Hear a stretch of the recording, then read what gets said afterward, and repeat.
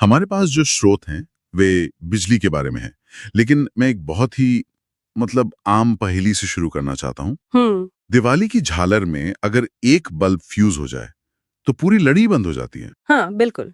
लेकिन घर में अगर मान लीजिए बाथरूम का बल्ब फ्यूज हो जाए तो क्या टीवी बंद होता है? नहीं। नहीं। तो दोनों जगह बिजली है, बल्ब हैं, तार हैं, फिर ये जादू क्या है? हाँ, ये कोई जादू नहीं है बल्कि बहुत ही खूबसूरत फिजिक्स है। अच्छा। और आज हम इन्हीं स्रोतों की मदद से इस पहेली को परत दर परत सुलझाएंगे। चलिए देखते हैं। हम ये समझने की कोशिश करेंगे कि बिजली, जिसके बिना हमारा एक पल भी काम नहीं चलता, आखिर वो काम कैसे करती है। और इसके लिए हम रोजमर्रा की चीजों की मदद लेंगे ताकि सब कुछ पानी की तरह साफ हो जाए। ठीक है, तो पानी की बात से ही शुरू करते हैं। स्रोत में एक बहुत अच्छी उपमा दी गई है, पानी की धारा। हाँ। कहा गया है कि जैसे नदी में पानी बहता है उसे हम पानी की धारा कहते हैं, वैसे ही जब किसी धातु के तार में विद्युत आवेश यानी इलेक्ट्रिक चार्ज बहता है तो उसे विद्युत धारा या इलेक्ट्रिक करंट कहते हैं। ये सुनने में तो काफी सीधा लगता है। बिल्कुल। और ये धारा एक बंद रास्ते पर ही चल सकती है, जिसे हम विद्युत परिपथ या इलेक्ट्रिक सर्किट कहते हैं। अगर ये रास्ता कहीं से भी टूट जाए तो सब कुछ रुक जाता है। हाँ। टॉर्च का उदाहरण सोचिए। जब आप स्विच ऑन करते हैं तो आप असल में बैटरी से बल्ब तक वो टूटा हुआ रास्ता जोड़ देते हैं। अच्छा। रास्ता पूरा होते ही आवेश बहने लगता है और बल्ब जल जाता है। यहाँ पे एक बात मेरे दिमाग में खटक रही है। स्रोत में लिखा है कि जब बिजली की खोज हुई थी तब वैज्ञानिकों को इलेक्ट्रॉनों के बारे में पता ही नहीं था। हाँ, ये बहुत दिलचस्प है। और असल में तारों में तो नेगेटिव चार्ज वाले इलेक्ट्रॉन ही बहते हैं। बिल्कुल।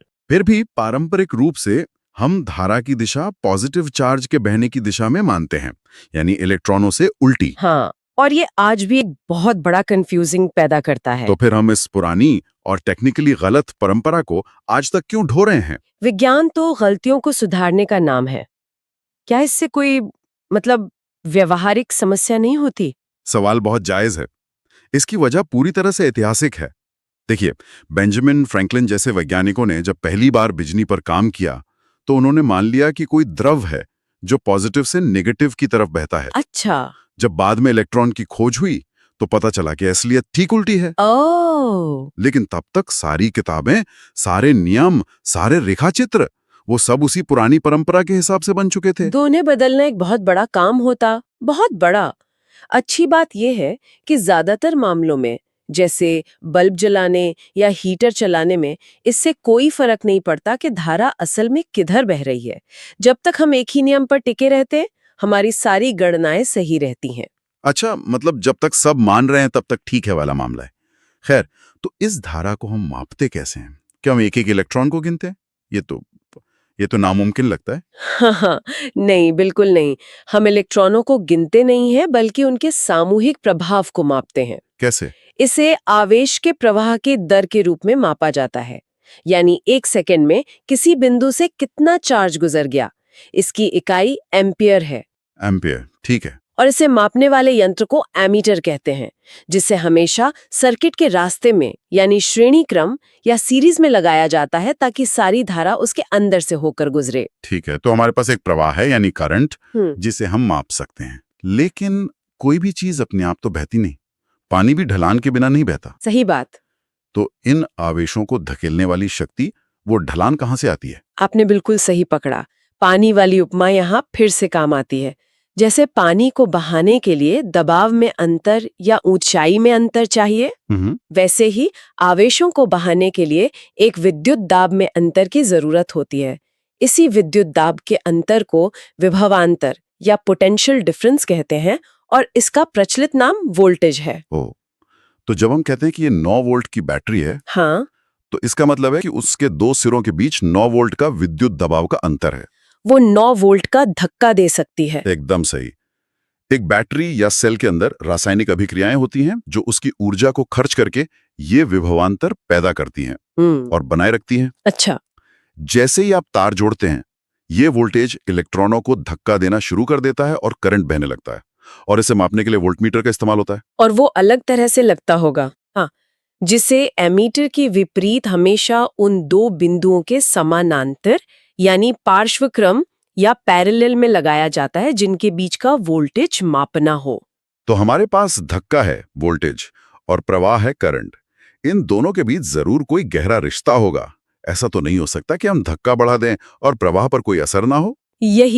यही बिजली की कहानी का सबसे अहम मोड़ है, जहां जर्मन भौतिक विज्ञानी जॉर्ज साइमन ओम की एंट्री होती है। ओम का नियम। हाँ, उन्होंने पता लगाया कि इन दोनों के बीच एक बहुत ही सीधा और सरल रिश्ता है। अगर आप किसी तार के सिरों पर वोल्टेज दुगना कर देंगे तो उसमें बहने वाला करंट भी दुगना हो जाएगा। बिल्कुल, अगर वोल्टेज आधा करेंगे तो करंट भी आधा हो जाएगा। इसी को ओम का नियम कहते हैं। और यही से वो मशहूर समीकरण आता है, V = IR। V हो गया वोल्टेज, I हो गया करंट। तो ये रहस्यमयी R क्या है? आर है प्रतिरोध यानी रेजिस्टेंस। प्रतिरोध। ये किसी भी चीज का वो गुण है जो अपने अंदर से बहने वाले करंट का विरोध करता है, उसे रोकने की कोशिश करता है। आप इसे बिजली के लिए मतलब घर्षण या फ्रिक्शन जैसा समझ सकते हैं। अच्छा, हर पदार्थ करंट को अलग अलग मात्रा में रोकता है। तो अगर हम पानी वाली उपमा पर वापस जाएं, तो वोल्टेज पाइप के ढलान जैसा है, करंट पानी के बहाव जैसा। तो क्या प्रतिरोध पाइप के अंदर की रुकावट, जैसे कि उसका संकरा होना या खुरदुरापन जैसा हुआ? इससे बेहतर उपमा हो ही नहीं सकती। आपने बिल्कुल सही समझा। और जैसे पाइप की रुकावट कुछ बातों पर निर्भर करती है, वैसे ही तार का प्रतिरोध भी करता है। किन बातों पर? स्रोत में इसे बहुत अच्छे से समझाया गया है। पहला, तार की लंबाई। तार जितना लंबा, प्रतिरोध उतना ज्यादा। ठीक है। दूसरा, तार की मोटाई। तार जितना मोटा, प्रतिरोध उतना कम। मतलब मोटे तार में इलेक्ट्रॉनों को बहने के लिए ज्यादा जगह मिल जाती है, जैसे ट्रैफिक के लिए एक चौड़ी सड़क। बिल्कुल, ज्यादा गलियां, कम जाम।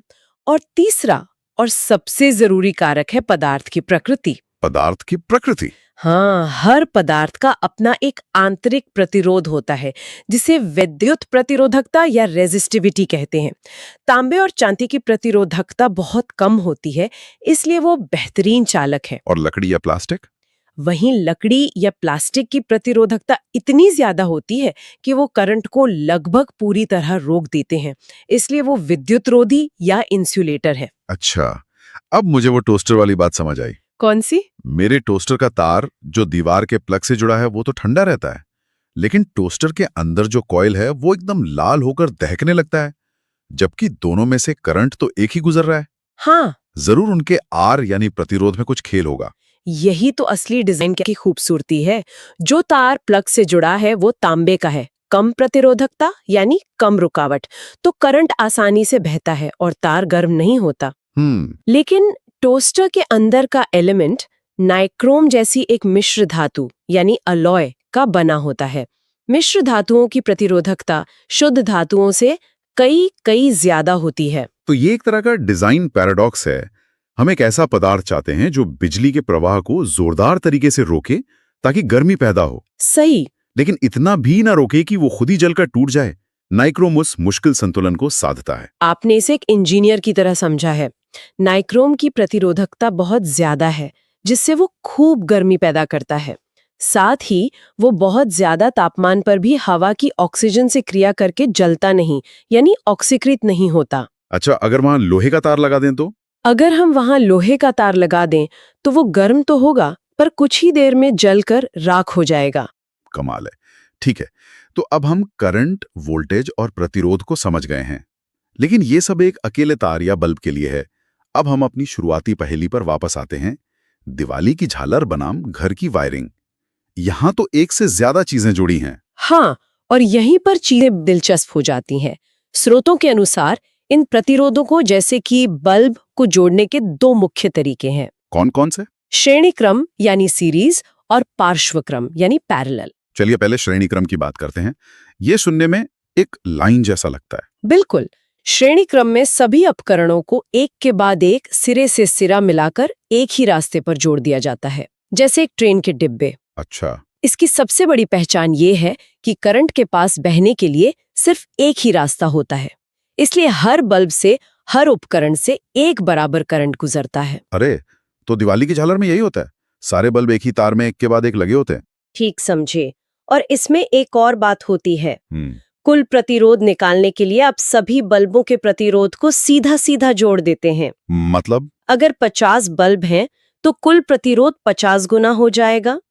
लेकिन इसकी सबसे बड़ी कमी क्या है? वही जो मैंने शुरू में कहा था, अगर एक भी बल्ब फ्यूज हो गया, मतलब उसका फिलामेंट टूट गया, हाँ, तो वो एक ही रास्ता बीच में से टूट जाता है।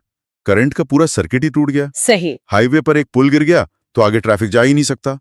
इसलिए बाकी सारे बल्ब, भले ही वो ठीक हों, बंद हो जाते हैं। एकदम परफेक्ट। यही वजह है कि घरों में वायरिंग कभी भी श्रेणी क्रम में नहीं की जाती। सोचिए अगर ऐसा होता तो टीवी चलाने के लिए आपको घर की सारी लाइटें, पंखे, फ्रिज सब कुछ एक साथ चलाना पड़ता। ये तो बहुत बड़ी मुसीबत हो जाती। तो हमारे घरों में दूसरा तरीका पार्श्वक्रम या पैरेलल इस्तेमाल होता है। ये कैसे काम करता है? पार्श्वक्रम में हर उपकरण को एक ही दो मुख्य तारों के बीच जोड़ा जाता है। अच्छा। आप ऐसा सोचिए कि एक मुख्य हाईवे के किनारे से हर घर के लिए एक अलग संपर्क सड़क निकल रही है। मेन सप्लाई से आने वाला करंट हर उपकरण के लिए बन जाता है। बल्ब अपना करंट लेता है, टीवी अपना और फ्रिज अपना। और इसका मतलब है कि हर उपकरण को अपना अलग पूरा रास्ता मिलता है। अगर बाथरूम का बल्ब फ्यूज हो भी जाए तो वो बस अपनी संपर्क सड़क को बंद करता है। टीवी और फ्रिज का रास्ता तो खुला है, वो चलते रहेंगे। पहली सुलझ गई। हाँ, लेकिन इसमें एक और बहुत जरूरी बात है। क्या? पार्श्वक्रम में हर उपकरण के सिरों पर वोल्टेज एक समान रहता है। हमारे घरों में ये लगभग 220 वोल्ट होता है। तो हर उपकरण को काम करने के लिए पूरा धक्का मिलता है, जो श्रेणी क्रम में बंट जाता।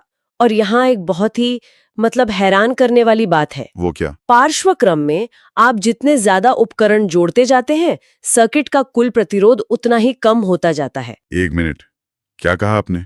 ये तो मेरे सोचे हुए से बिल्कुल उल्टा है। हाँ, मैं जानती हूँ। मुझे लगा था कि ज्यादा चीजें मतलब ज्यादा रुकावट, ज्यादा प्रतिरोध।